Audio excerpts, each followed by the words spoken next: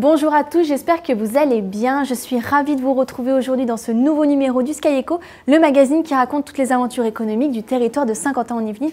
Alors cette nouvelle édition sera consacrée à l'intelligence artificielle et à la data. Donc pour mieux comprendre ce que c'est et l'importance qu'elles ont sur le territoire de Saint-Quentin-en-Yvelines, nous sommes partis à la rencontre de Bertrand Coquart qui est vice-président délégué à la Smart City. Dans ce numéro, vous découvrirez aussi Osmose. Il s'agit d'une association qui a été créée par un jeune groupe de trappistes qui a remporté le concours d'excellence d'intelligence artificielle. Qu'est-ce qu'il y a? Passionnés par l'IA, ils veulent aujourd'hui préparer l'avenir en facilitant l'accès aux nouvelles technologies. Mais avant tout ça, comme d'habitude, voici le sommaire de ce nouveau numéro du Sky Echo.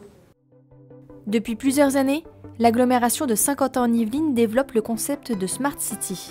Le but, créer une ville intelligente et durable.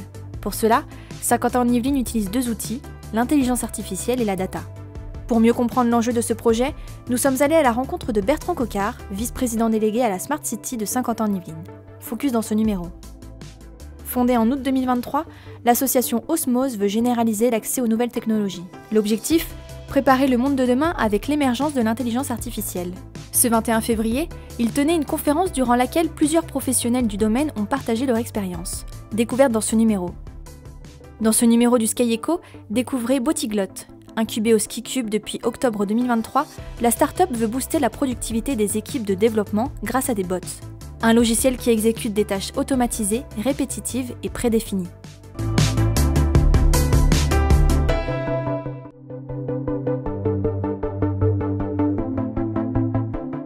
Alors il y a eu une première phase qui était surtout sur le plan numérique, c'est-à-dire qu'il y a eu l'utilisation du numérique, des tablettes dans les écoles, notamment Elancourt, qui a été pilote là-dessus, mais également à l'échelle du territoire. Et puis ensuite de ça, nous sommes passés à la Smart City, et depuis 3-4 ans, nous menons une réflexion autour de la data et comment on peut faire en sorte de devenir effectivement une ville intelligente avec une démocratie participative importante.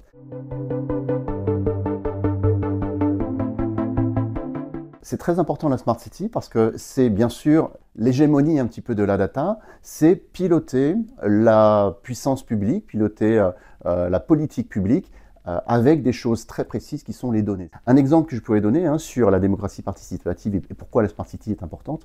Encore une fois, si on a des capteurs de pollution d'air, par exemple, on pourra peut-être voir qu'à proximité d'une école, il y a un pic de pollution.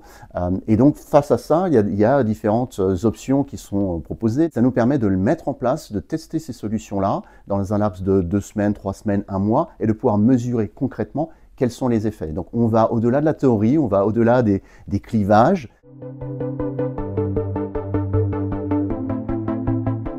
L'idée est la même, c'est-à-dire c'est la possibilité d'utiliser la data pour mieux vivre et vivre tous ensemble une meilleure qualité. Simplement, la ville, on va effectivement regarder dans le prisme uniquement de la ville, alors que le territoire, nous sommes l'ensemble de 12 communes. Concrètement, sur des projets par exemple de transport, avoir de la data nous permet de voir qui rentre sur le territoire de Saint-Quentin-en-Yvelines, qui y reste, qui y repart, et donc ça nous permet d'avoir des politiques publiques intéressantes.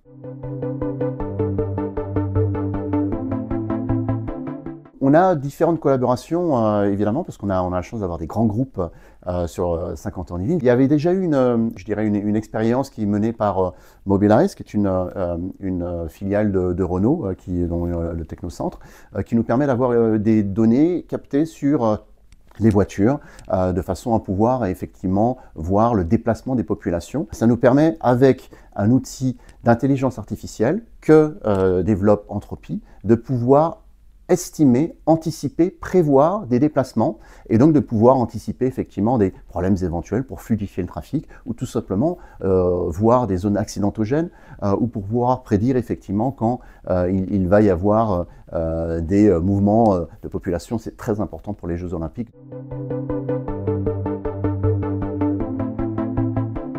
La suite, c'est de faire un travail effectivement avec Entropy, avec une autre entreprise qui collecte des données. C'est un hub, un regroupement de différentes entreprises pour pouvoir travailler à la ville du futur. Il y a le transport qui est une chose qui est importante, mais on peut aussi utiliser l'intelligence artificielle pour plein d'autres choses, l'attractivité du territoire par exemple. Il y a cette notion de santé, c'est un volet santé important. On a des capteurs de pollution, ou en tout cas de pollen, qui nous permet d'anticiper l'arrivée des allergies au pollen 3 semaines en amont. C'est vraiment multiple l'intelligence artificielle, c'est vraiment multiple effectivement les data, donc on en a besoin aujourd'hui, on la collecte pour rendre effectivement cette ville et ce territoire beaucoup plus smart, mais au service de la population. Pour continuer ce numéro, je vous emmène à la découverte de Osmose. Il s'agit d'une association qui a été créée par un groupe de jeunes trappistes pour promouvoir l'intelligence artificielle et la data.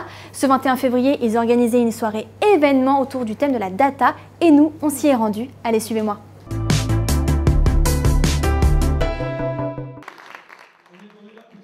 Démocratiser l'accès à l'intelligence artificielle et à la data.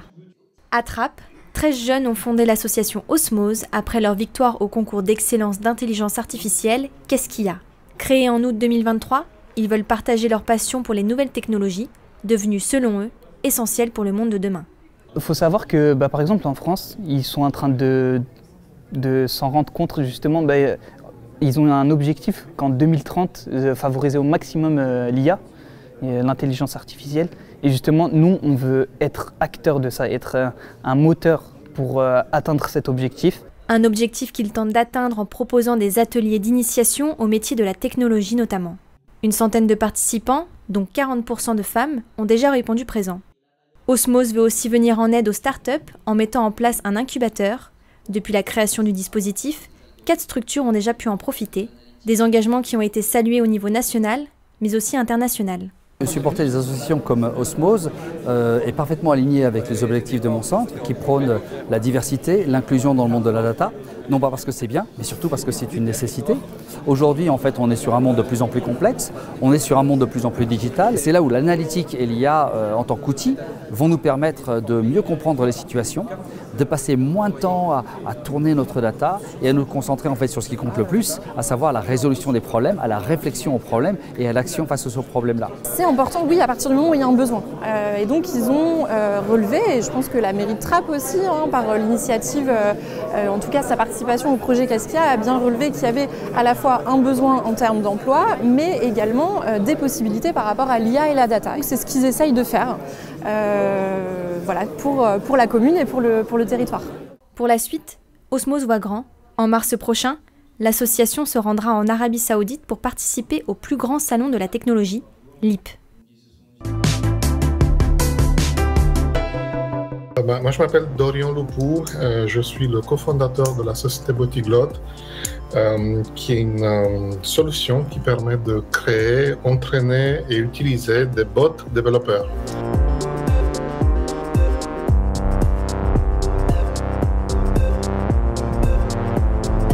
C'est des robots, c'est des applicatifs qui vont permettre de créer et de décrire le code à la place des développeurs, mais sous la supervision des développeurs.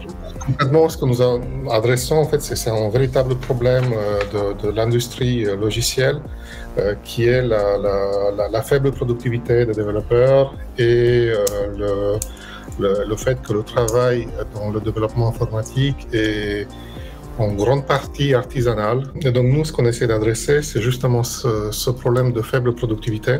Pourtant, faire des applications, pérennes, qui peuvent être facilement maintenables sur le long terme, où on gère la partie performance, où on gère la partie sécurité correctement, on sait le faire. La théorie est là, on sait comment le faire. La difficulté, c'est l'effort nécessaire pour le faire. Cet effort-là se traduit par du budget qui doit être alloué pour des projets. Et on n'a pas toujours le budget qu'il faut et donc systématiquement on est obligé de faire des compromis.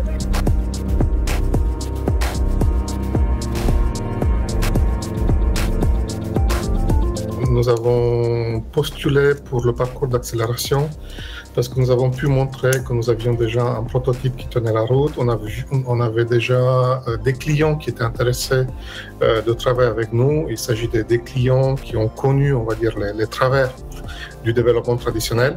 On ne serait pas là aujourd'hui où on en est si on n'était pas incubé et accéléré par Sanquentin en Yvelines. On était vraiment débutant sur tout ce qui est financement de l'innovation. Et on avait démarré initialement avec certaines idées qui ont été vraiment challengées et remises en question par SQL et qui nous ont permis de voir des solutions beaucoup plus pertinentes. Également, d'un point de vue marketing, beaucoup de portes nous ont été ouvertes. Et notamment la participation au salon TechInnov qui va avoir lieu au mois de mars.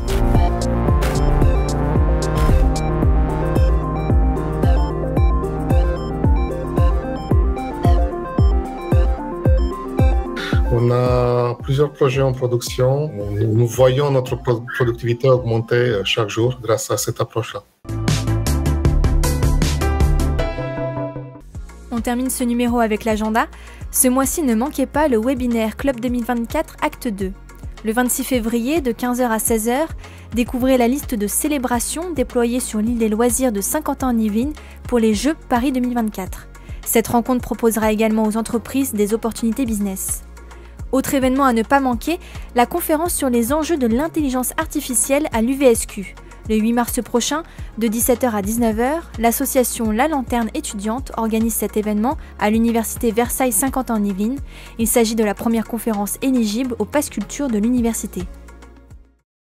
C'est la fin de ce numéro, merci de l'avoir suivi, à bientôt sur TV78.